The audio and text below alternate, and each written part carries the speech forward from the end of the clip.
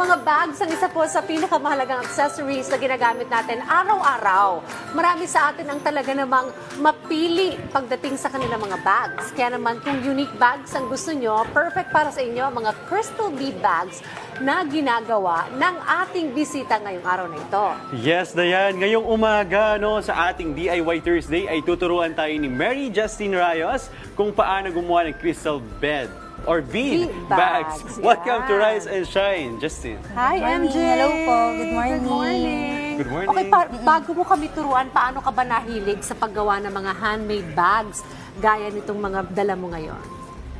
Nahilig po ako nung 2022, nung na po ako sa bahay, nasaka ko kasi nag-aalaga ako ng bata po, ng mga anak ko po, opo. So, naghanap po ako ng mapaglilibangan ko po. Tapos, nung nakita po ako sa TikTok ng nagko-crochet na bag, doon po ako sabi ko po, parang Magandang gawin din ito sa Magandang gawin. bahay. Yan pang po. negosyo, di ba? Napakagaling talaga ni TikTok, ano? Ang dami Dahil na-discover. matututunan doon. If you don't mind, ito ba ay way back pandemic pa? Or nung nung 2021 po ako nakakita nung sa pagko-crochet. Then, nung natuto po ako nun sa beaded bag po, nung December 2022 na po. Okay, Apo. sige. So, pakita mo naman sa amin ano yung mga materials, mga tools na kakailangan natin sa paggawa nito. Okay po. Ang first po na kailangan natin is yung crystal beads po na gagamitan and yung seed beads and also po yarn and yung nylon po and also yung hook na gagamitan sa yarn. okay, matanong ko lang, ito ba ay na-discover mo lang na marunong ko palang gumawa or dati nahihiligan mo na rin talagang gumagawa ng Na-discover ganito? ko na. Na-discover Okay, mo lang. na-discover lang talaga. Self-taught. Okay, ano Yes bang step po. 1 natin sa paggawa ng Ayan, ating so crystal step bead 1 bags? po, kailangan po ito, sa Ayan, may strings. sa nylon po, kailangan po natin at least 2 meters 2 meters of or nylon. dalawang dipa po. No? Ano yun, depende sa gagawing bag, yung haba ng Nung, ano po, haba ng tali. depende po sa iyo kung paano kung gaano kahaba yung kaya mong Okay, Okay. so i-cut natin Yes. yung 2 meters of nylon string, siguro hanggang dito. Alright. And then afterwards, Afterwards po, maglalagay po tayo ng dalawang seed beads. Ito yung seed beads. Ito po yung seed beads. Yung maliliit. sige, Yes. mag-cut na rin ako for you, Ross, para pwede ka rin Okay. mag-try habang At naggagawa si MJ. Ay, bilang gumagawa ng ganyan, MJ, ayan, thank you, Dayan. Seed beads, tapos yung crystal beads po. Alternate? Ganun ba yun? Alternate. Yes, okay. tapos seed beads So, ito yung seed again. Yes. Okay. Seed kuha lang ako, beads and then crystal beads. Crystal. Alternate mo lang siyang gagawin. So, Bakit ipapasok mo lang ganun? siya or... May bilang po siya, tapos seed beads.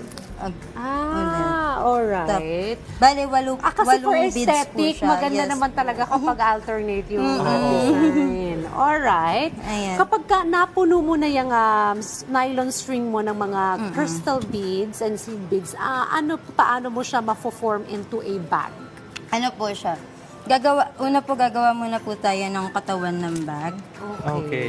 So, ito yung pinaka-base niya. Ito yung pinaka-base niya. Kumbaga, ito po siya. Ayun. Yung dito po sa ano ng bag. Ito po Okay, siya. yung sa harapan. Yes, sa harapan and sa likod. Tsaka Gagawa yung ka po ng pinaka-body niya. equal Okay. po na ganito. Equal na size Okay. po. Okay, so pag pinagtuloy-tuloy mo, ganito yung magiging Yes. itsura. Wow! Di ba? Ang ganda.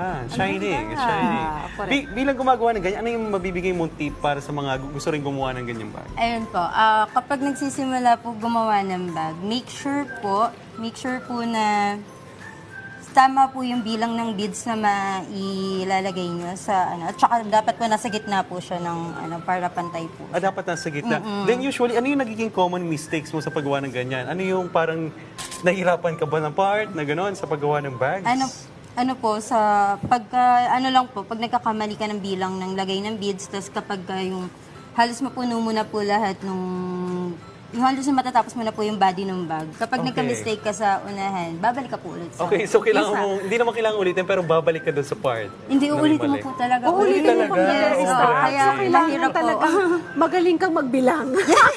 Paano ba yung bilang? I mean, what do you mean by tama yung bilang? Ano po, counting, asan po ito? Ito po, Okay. may counting po kasi siya. Okay. Like, ito po, kapag ito pang counting niya, 1, 2, 3, 4, 5, 6, 7, 8, 9. Oh. 10 counts po siya. Kumbaga, depende po sa'yo kung gaano kalaking bag yung gugustuhin Alright. mo. So, 10 counts na pahalang na gano'n. Yes. Dapat pare-parehas. Pare-pareha po. Okay. So pag nagkamali ka ng isa dyan talagang Ulitin ulit. mo from the very start. Yes po. Okay. So, gaano mo katagal ginagawa? For instance, yung ganitong kagandang bags na ganito. Ay, ganda. 1 week po to 2 weeks. Yes po. 1 week to 2 weeks. And then, yung clients po ba, like, pwedeng mag-suggest sa'yo ng ganitong design? Yes po, ang pwede gusto po mo? magpa-customize. Yes po. So, pwedeng ko. Uy, maganda tong pangregalo sa Oo. Pasko. Grabe, ang social niya tingnan, to be honest. Correct! Oo, ang lakas makayaman, sabi nga nila. Pagka mga ganyan, if you don't buy, magkano yung range ng ganyang Oo. bag? Ito po, 1,000 and ito po, 1,500. Pwede na. Kung tutuusin, pwede na talaga. No? Oo, magandang pangregalo sa special someone mo or even sa mother mo na talaga mga kikay, mahilig sa bag. Or so full-time mo na ba itong ginagawa? Yes po, ngayon, full-time ko po siya O so ginagawa. talagang feasibility niya as a business, maganda talaga. Yes po. Pero ang ginagawa mo, bag lang talaga? Or gumagawa ka rin ng mga wallet? Before po, gumawa ako ng mga accessories kasi hindi ko siya ma-perfect. Kaya hindi ko na siya tinuloy muna. But Okay. pag-aaralan ko pa siya ulit. Okay, Ayan. so there Ngayon po, puro are bags. different types of beads pa pala. Kasi may mga ganito rin nga. Saan ba ito? Kuwari, gusto ko rin magnegosyo ng ganito. Magiging ka-competent na kita, di ba? I mean, saan makakabili ng mga ganitong mga crystal beads? May supplier po ako sa Quiapo.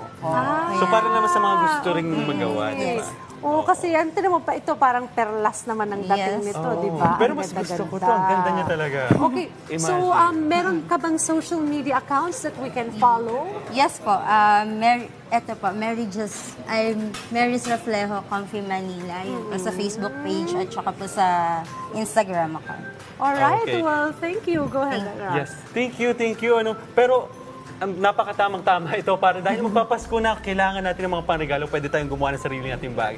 So, ngayon, kailangan natin magtiyaga at magtrabaho at para sa mga negosyo, kailangan din talaga natin maging creative. Maraming salamat, Mary, ngayong umaga. No? Ngayon, nakasama po natin si Miss Mary Jane Justine Rayos. Thank you, po. MJ. O, di ba? Ang sarap ng i-aura nitong mga crystal bead bags. Thank you very much, Thank you po. MJ. Thank you po.